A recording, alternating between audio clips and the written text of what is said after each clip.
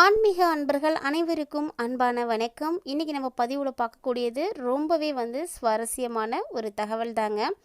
பொதுவாகவே தமிழ் கடவுளாக இருக்கக்கூடிய முருகப்பெருமானை பிடிக்காதவங்க யாருமே இருக்க முடியாது. ஸோ அப்படி நீங்கள் தீவிர முருக பக்தராக இருக்கீங்க அப்படின்னா மறக்காமல் இந்த வீடியோவை எங்கேயுமே ஸ்கிப் பண்ணாமல் முழுமையாக பாருங்கள். ஏன்னா முருகப்பெருமானுக்குரிய சிறப்புமிக்க ஒரு நாளை பற்றியும் அந்த நாளில் நம்ம என்னெல்லாம் செஞ்சால் என்ன மாதிரியான பலன்கள் நமக்கு திரும்ப கிடைக்கும் அப்படிங்கிறத பற்றியும் தான் தெளிவாக பார்த்து தெரிஞ்சுக்க போகிறோம். வீடியோக்குள்ளே போகிறதுக்கு முன்னாடி நீங்கள் இன்னும் நம்ம சேனலை சப்ஸ்கிரைப் பண்ணாமல் இருந்தீங்க அப்படின்னா மறக்காமல் சேனலை சப்ஸ்கிரைப் பண்ணிக்கோங்க. கூடவே பக்கத்தில் இருக்கிற பெல் ஐக்கானையும் கிளிக் பண்ணிக்கோங்க. அப்போ தான் நாங்கள் போடக்கூடிய வீடியோக்கள் எல்லாமே உங்களுக்கு நோட்டிஃபிகேஷனாக உடனுக்குடன் வந்தடையும். நீங்களும் பார்த்து பயன்பெறலாம். வாங்க வீடியோக்குள்ளே போகலாம். தமிழ் கடவுளான முருகப்பெருமானுக்குரிய மிக மிக முக்கியமான விரத நாட்களில் ஒன்று அப்படின்னா அது யாரை வேணாலும் கண்ணை மூடிட்டு சொல்லுவாங்க, வைகாசி விசாகம் தாங்க. வளம் தரும் வைகாசி அப்படின்னு இந்த வைகாசி மாதத்தை சொல்கிறதுக்கு முக்கியமான காரணமே இந்த நாளில் முருகப்பெருமான் அவதரித்திருக்காரு. இந்த மாதம் அவ்வளவு சிறப்பு வாய்ந்த ஒரு மாதம் அப்படின்னு சொல்லுவாங்க. அப்படிப்பட்ட இந்த நாளில் முருக பக்தர்கள் அனைவருமே இந்த நாளை மிக மிக பெரிய திருவிழாவாக, அதுவும் ஒரு நாள் 2 நாள் 3 நாள் கொண்டாட்டம்லாம் கிடையாதுங்க, 10 நாள் கொண்டாட்டமாக கொண்டாடுறாங்க. ஸோ வாங்க என்னென்ன மாதிரியான விஷயங்கள்லாம் இந்த வைகாசி விசாகத்தில் செய்யலாம், செய்யக்கூடாது, எப்படி விரதம் இருக்கணும் அப்படின்றத பற்றி எல்லாமே தெளிவாக பார்த்து தெரிஞ்சுக்கலாம். வீடியோவை ரொம்ப ரொம்ப இன்ட்ரெஸ்டிங்காக இருக்கும், ஸ்கிப் பண்ணிடாதீங்க எங்கேயுமே. கண்டிப்பாக முருகனுடைய அருள் உங்களுக்கு கிடைக்கிறதுக்காக முருகனை மனதார நினைத்துட்டு பிரார்த்தனை செய்துட்டு ஓம் சரவண பவ அப்படின்ற மந்திரத்தை கமெண்ட் பாக்ஸில் 3 முறை டைப் பண்ணுங்கள். முருகனுடைய அருள் கண்டிப்பாக கிடைக்கும். கந்தா அப்படின்னு நீங்கள் அழைச்சிங்க அப்படின்னாலே அவருடைய அருள் உங்களுக்கு கிடைச்சிடும். ஏன்னா அந்த அளவுக்கு நம்ம என்ன வேணும்னு கேட்குறோமோ அதை உடனுக்குடன் கொடுக்கக்கூடிய ஒரு அற்புதமான கடவுளாக முருகப்பெருமான் தான் இருக்கிறாரு. ஸோ அவரை பற்றி நிறைய விஷயங்கள் நம்ம தொடர்ந்து பார்க்கலாம். முருகப்பெருமான் அவதரித்த திருநாள்னு சொல்லக்கூடிய இந்த வைகாசி மாதத்தில் வரக்கூடிய விசாகம் நட்சத்திரத்தை தான் வைகாசி விசாக பெருவிழாவாக ஆண்டுதோறும் கொண்டாடிட்டு இருக்கோம். ஸோ இது உலகம் முழுவதிலும் இருக்கக்கூடிய முருக பக்தர்கள் கொண்டாடக்கூடிய ஒரு விரதங்க. இந்த நாளில் பார்த்திங்கன்னா முருகனுடைய அருள் கிடைக்கணும் அப்படிங்கிறதுக்காக முருக பக்தர்கள் பால் குடம் எடுக்கிறது, காவடி எடுக்கிறது, அழகு கொத்துறது, இந்த மாதிரி ஒரு சில நேர்த்திக்கடன்களையும் செய்துட்டு இருக்காங்க. ஸோ இந்தாண்டு வைகாசி விசாகம் எப்போ வருது அப்படின்னு பார்த்தீங்கன்னா ஜூன் மாதம் 9ஆம் தேதி திங்கட்கிழமை அன்னைக்கு வந்திருக்குங்க. ஸோ இந்த நாளில் எப்படியெல்லாம் விரதம் இருந்தால் முருகனுடைய பரிபூர்ணமான அருளை பெற முடியும் அப்படின்றத நம்ம பார்க்க போகிறோம். எல்லா விதமான வளங்களையும் கொடுக்கக்கூடிய முருகப்பெருமான் எப்படி அவதரித்தார் அப்படின்னு பார்த்தீங்கன்னா, சூரபத்மன் அப்படின்ற அரசனை வதம் செய்வதற்காக சிவபெருமானுடைய நெற்றிக்கண்ணில் இருந்து வெளிப்பட்ட அந்த தீப்பொறிகள் சரவண பவ அப்படின்ற பொய்கையில் உள்ள 6 மலர்களில் விழுந்துச்சான். அந்த 6 மலர்களில் விழுந்த அந்த தீப்பொறிகளுமே 6 குழந்தைகளை உருவாகியிருக்கு. கனலில் இருந்து தோன்றிய 6 குழந்தைகளையும் கார்த்திகை பெண்களாக இருக்கக்கூடிய 6 பேர் வளர்த்துருக்காங்க. ஸோ இதனால் அவருக்கு கார்த்திகேயன் அப்படின்ற ஒரு பெயரும் கிடைச்சிருக்கு. அன்னை பார்வதி தேவி அவர்கள் 6 பேரையும் ஒன்றா இணைச்சி ஒரே உருவமாக மாற்றிருக்காங்க. இதனால தான் பார்த்தீங்கன்னா அவருக்கு கந்தன் எனும் திருநாமமே கொடுத்தாங்க. அன்னையிடம் பெற்ற சக்திவேல் தாங்கி சூரபத்மனோட போரிட்டு ஐப்பசி மாதத்தினுடைய 6ஆவது நாளில் வதம் செஞ்சார். ஸோ இதைத்தான் நம்ம சூரசம்ஹாரமாக கொண்டாடிட்டு இருக்கோம். சூரசம்ஹாரம் அப்படின்னும் கந்தசஷ்டி விழா அப்படின்னும் சொல்லுவாங்க. ஸோ இப்படித்தான் முருகப்பெருமான் அவதரித்தார். இந்த முருகப்பெருமானுடைய அவதார நோக்கமே நிறைவேறியதால தான் கந்தசஷ்டி விழா ரொம்ப ரொம்ப சிறப்பு மிக்கதாக கொண்டாடிட்டு இருக்கோம். முருகப்பெருமான் பக்தர்களை காப்பதற்காக அவதரித்த தினம்தான் இந்த வைகாசி விசாகம். ஸோ பார்த்தீங்கன்னா இதுவும் ரொம்ப ரொம்ப முக்கியமான ஒரு நாளாக தான் பார்க்கப்படுது. எல்லாருமே அன்றைய தினம் வீடுகள்லையும் சரி கோவில்கள்லையும் சரி சிறப்பு வழிபாடுகள் செய்வாங்க. அபிஷேகம், அலங்காரம், பூஜை, விரதம் அப்படின்னு எல்லாரும் செய்யும் பொழுது முருகன் மனம் குளிர்ந்து அவர் அருள் கொடுப்பாரு. ஸோ இந்த விழாவினுடைய முக்கிய நோக்கமே என்ன அப்படின்னா மனிதர்கள் அனைவரும் வளமாக வாழணும் அப்படிங்கிறது தான். ஸோ அப்படி வளமாக வாழ்வதற்கு என்னென்ன விஷயங்களை செய்யணும் அப்படின்றத பார்க்கலாம். வைகாசி விசாகத்தினுடைய முக்கிய நாளில் என்னென்ன செய்யணும்னா அன்றைக்கி காலையிலே எழுந்திரிச்சு முருகனுடைய திருவுருவ படத்தை விக்கிரகத்தெல்லாம் அலங்காரம் செய்துக்கோங்க.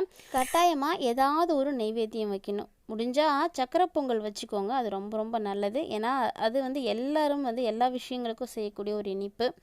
ஸோ கந்தசஷ்டி கவசம் பாராயணம் பண்ணுங்கள், சுப்பிரமணிய புஜங்கம் படிக்கலாம், திருப்புகழ் படிக்கலாம். இது மாதிரி முருகனை எப்படியெல்லாம் மனமுருகி பாட முடியுமோ அந்த மாதிரி நம்ம பாடல்களை பாடி அவரை வழிபாடுகள் செய்கிறது ரொம்பவே நல்லது.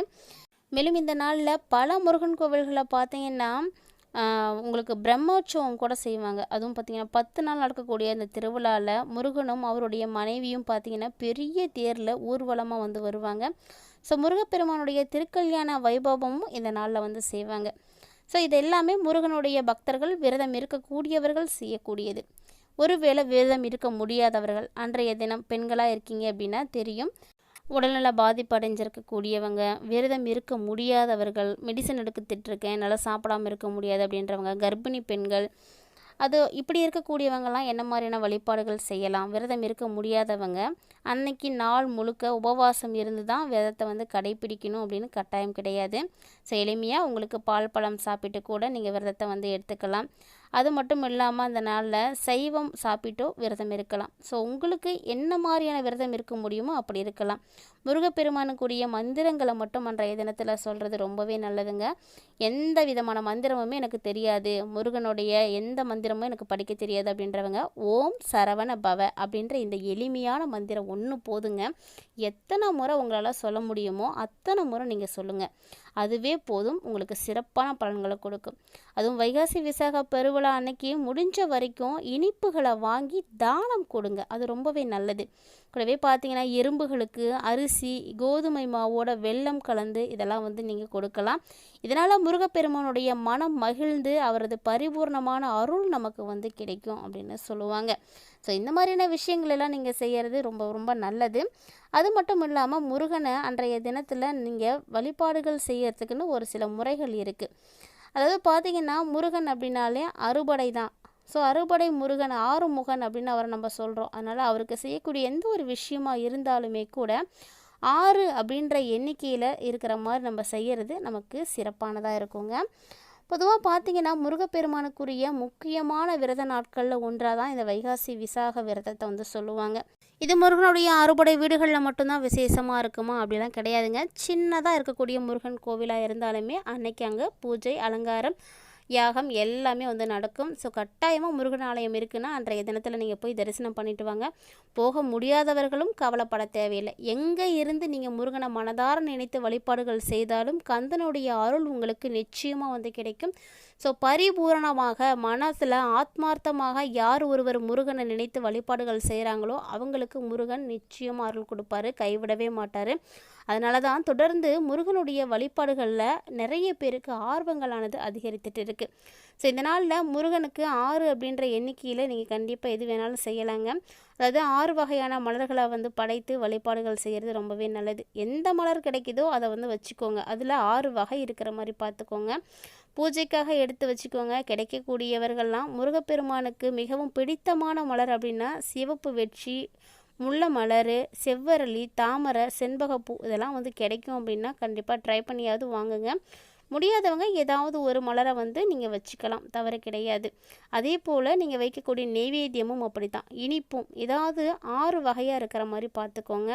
இல்லை எதுவுமே வந்து கிடைக்கல அப்படின்றவங்க முன்னாடி சொன்ன மாதிரி எளிமையாக நீங்கள் சர்க்கரை பொங்கல் மட்டும் வைத்து கூட வழிபாடுகள் செய்யலாம். இல்லைனா முருகனுக்கு ரொம்பவே பிடித்தமான தேனும் தினையும் கூட வந்து வைத்து வழிபாடுகள் வந்து செய்துக்கலாம். அன்றைக்கி ஏற்றக்கூடிய தீபம் 6 அப்படின்ற எண்ணிக்கையில் நெய் விளக்குகள் ஏற்றி வழிபாடுகள் செய்யுங்க, ரொம்பவே நல்லது. முருகப்பெருமான் நமக்கு அருகில் தாங்க இருக்கிறாரு. ஸோ அதனால் மந்திரம் எதுவாக இருந்தாலும் பரவாயில்ல, மனதில் நினைத்துட்டு நீங்கள் பாராயணம் செஞ்சாலே போதும்.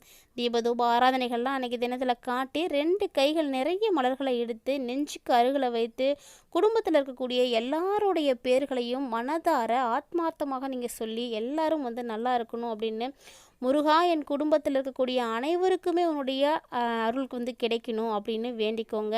உங்களுடைய அடியார்களாக இருக்கக்கூடிய எங்களுக்கு என்ன வேணும் அப்படின்னு நாங்கள் கேட்குற அளவுக்கு எங்களுக்கு ஞானமே வந்து கிடையாதுங்க. ஆனால் உன்னுடைய அருள் இருந்தால் அந்த ஞானமும் எங்களுக்கு வந்து கிடைக்கும். ஸோ பரிபூர்ணமாக நிறைவாக உன்னுடைய அருள் எங்களுக்கு கொடுங்க அப்படின்னு வேண்டிக்கோங்க. ஸோ முருகன் நிச்சயமாக உங்களுக்கு வந்து அருள் கொடுப்பாருங்க. முருகா அப்படின்னு நீங்கள் அழைத்தீங்க அப்படின்னாலே போதும், அவ்வளவு சக்திகள் வந்து உங்களுக்கு கிடைக்கும். அவர் உங்கள் கூடவே இருப்பார். மேலும் இந்த தினம் முருகனுடைய பிறந்த நாள் அப்படிங்கிறதுனால கண்டிப்பாக இனிப்புகளை வாங்கி தானம் செய்யுங்க. ஸோ இது போல் வைகாசி விசாகத்தில் நிறைய விஷயங்கள் வந்து இருக்குங்க. அதெல்லாம் பற்றி தொடர்ந்து அடுத்தடுத்த பதிவுகளை நம்ம பார்க்கலாம். கட்டாயமாக இந்த பதிவு உங்களுக்கு ரொம்ப ரொம்ப பிடிச்சிருக்குன்னு நினைக்கிறேன். வீடியோ உங்களுக்கு பிடிச்சிருக்கு அப்படின்னா லைக் பண்ணுங்கள், ஷேர் பண்ணுங்கள், மறக்காமல் கமெண்ட் பண்ணுங்கள். மேலும் இது போல் பல இன்ட்ரெஸ்டிங்கான தகவல்களை எல்லாம் நீங்கள் உடனுக்குடன் பார்த்து தெரிஞ்சுக்கிறதுக்காக நம்ம சேனலை சப்ஸ்கிரைப் பண்ணிவிட்டு ஃபாலோ பண்ணிக்கோங்க. மீண்டும் மற்றொரு சுவாரஸ்யமான ஆன்மீக தலைப்பில் சந்திக்கலாம்.